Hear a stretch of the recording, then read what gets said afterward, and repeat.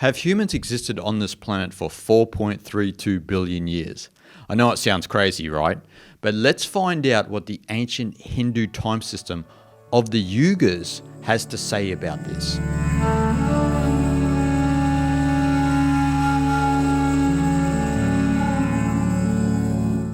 In regards to the Yugas, one of the common questions I often get is, Jason, are the Hindus actually saying that we've lived here for 4.32 billion years, considering the cyclical pattern of the Yuga time system?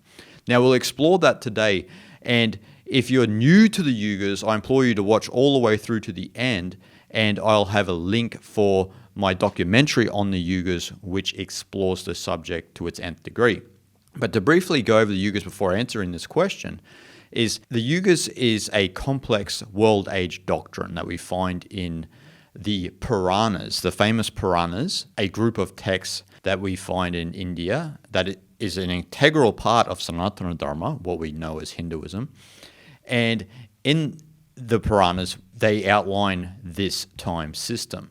And so in the Yugas, there's 4 ages actually. There's Satya Yuga, there's Treta Yuga, there's Dwapara Yuga, and there's Kali Yuga. Now, Satya Yuga is considered the golden age, right? And according to the original long count system, Satya Yuga is 1,728,000 years. And as I said, this is the original system. So there is a short count system that is attributed to the great sage Swami Sri Yukteswar. But we are concentrating on the actual traditional knowledge that came from the Puranas.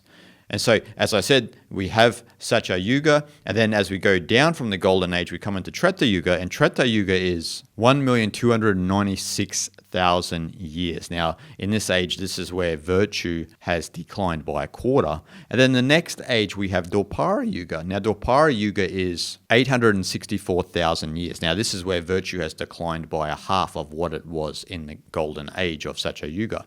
And then the next age is Kali Yuga. Now, Kali Yuga is 432,000 years. This is where virtue has been reduced to just a quarter. So it is 3/4 less than what it was in Satya Yuga. Now, you're probably asking, what Yuga are we in right now? According to this long count system, we are in Kali Yuga. Now, the Kali Yuga began in 3102 BCE with the supposed death of Krishna on the battlefield of Kurukshetra. Now, the Kurukshetra war is the famous war depicted in the Mahabharata, where we find in the Bhagavad Gita, where Krishna implores Arjuna to go into battle with his cousins and to follow his dharma, follow his own intrinsic virtue. Now, according to the story, Krishna departs this world or dies. There's a little bit of confusion around this, but goes to the abode of Vaikuntha, the heavenly abode of Vishnu. And so that began the Kali Yuga. Now, according to this, as I said, the Kali Yuga is 432,000 years. So we are only at the beginning, and a lot of people actually believe, with a lot of the crazy things that are happening in the world and the spiritual degradation of the world, that we surely are in the Kali Yuga and possibly can only get worse. Now, that is what it's saying according to the Yugas, and some of you may think that is theory as well, but you may also be seeing it for your own 2 eyes as well. And so when we look at this, right, so we have those 4 time cycles, and then this is a small part of what is called a kalpa. Now, one kalpa is 4.32 billion years. It's called a day of Brahma. Now, we actually, in the whole span of the universe, we apparently live the day and night of Brahma, which then ends up being 8.64 billion years. And so that is a long, long time, right? 8.64 billion years. We can't even wrap our head around that. We only get, if we're lucky, 100 years in this present life. And so, first of all, the day of Brahma, the 4.32 billion years, is really about the age of the earth, or the life of the earth. And it's pretty accurate if we look at the actual age of the earth. And a lot of people, such as Carl Sagan, the famous scientist, had a love and affinity for the Yugas because of some of the accuracy of the statements made in the Puranas. Now, how did they know this, some of the great sages? How did Vyasa know this? Who knows?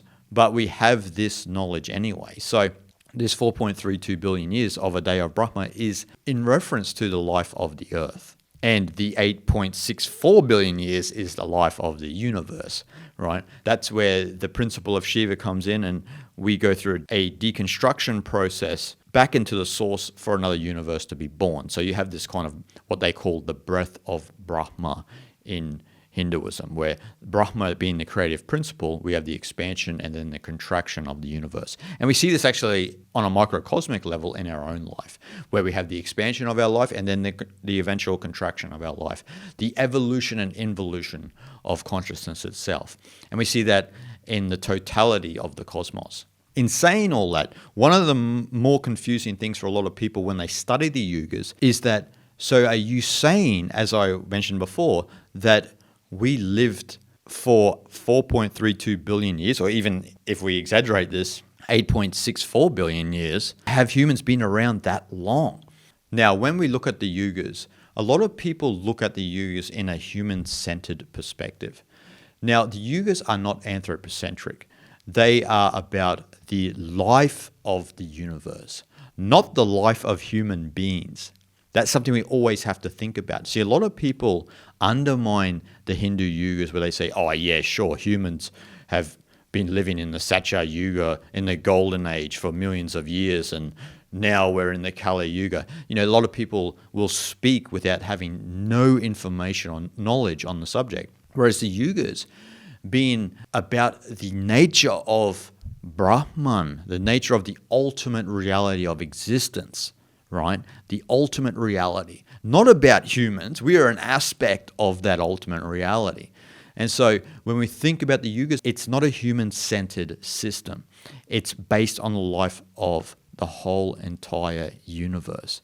And so then when you think about that then, where people will often say, so we were in the golden age for 1.728 million years and we kind of descended into the Kali Yuga, does that mean like we were living in that time for all that period of time, you know, in ecstasy and bliss and spiritual understanding?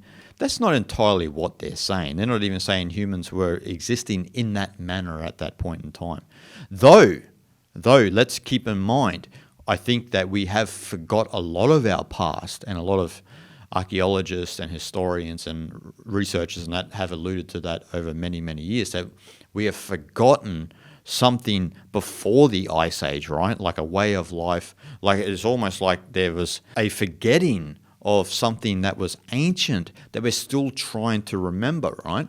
And this is interesting because when we look at the Puranas, the reason why Vyasa went to the painstaking task of creating all these texts, because he understood that as we moved into the Kali Yuga, that a lot of people will continually forget not only the nature of human history and our life on this planet, but also we will forget the ultimate reality of Brahman. We will forget Shiva and Vishnu. We will forget the Tao. And so the point of Vyasa going to the length of writing these texts was so that the spiritual aspirants within the Kali Yuga can keep that knowledge alive, that understanding alive, and we will continue that going forward. And that's what you and I are doing right here on this channel. We are doing that. And so getting back to forgetting the history of humanity, as I said, I think that there is a longer history than humanity in what we think. I mean, there's archaeological evidence to prove that, and to prove that there were advanced civilizations before our current one. We always think we're the only game in town, right? Like, hey, look, we're the only game in town. We're at the peak of human consciousness. But then you see art decline, you see knowledge decline, you see logic decline, and we're seeing that in the modern world, right? IQ rates are getting lower in countries. It's there to be seen. And so when we think about Satya Yuga, for example, we don't need to necessarily think about that humans were living in the golden age. We can think that the earth was living through its own golden age, right? Where humans weren't here creating buildings, digging the earth up. It went through its own golden age of a state of almost like equanimity, of calm, of peace, when there were just animals and beasts and that living on the earth, and then eventually humans came along. Now, that's not to exaggerate that we are like some type of cancer, where a lot of people will undermine humans by saying like humans are a cancer to the planet. No, humans are awesome. And you always need to remember that we are an aspect of that one consciousness. And so you need to get that out of your mind. We're just a different aspect of that one consciousness. But we're here to understand what the nature of reality is. We're just doing it in a very clumsy way, right?